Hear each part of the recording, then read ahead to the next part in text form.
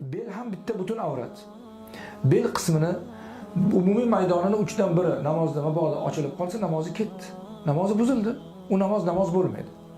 Shuning uchun aka-ukalar, yoshlar ayniqsa yozda o'sha bitta futbolkani o'zini kiyib namozga keladiganlar, namoz o'qiydiganlar juda ehtiyot bo'lishlari kerak.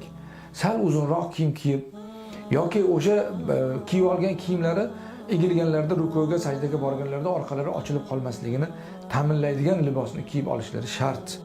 Assalomu alaykum hurmatli obunachilar.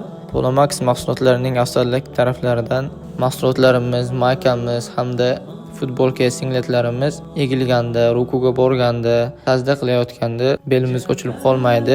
Razmeri standarti bo'yicha ayni shu egilganda beli ochilib qolmasligi uchun uzunroq qilib tayyorlangan. Hamda mahsulotlarimiz tivit olmaydi, kengayib ketmaydi, o'z holatida turadi, sifat kafolati bilan.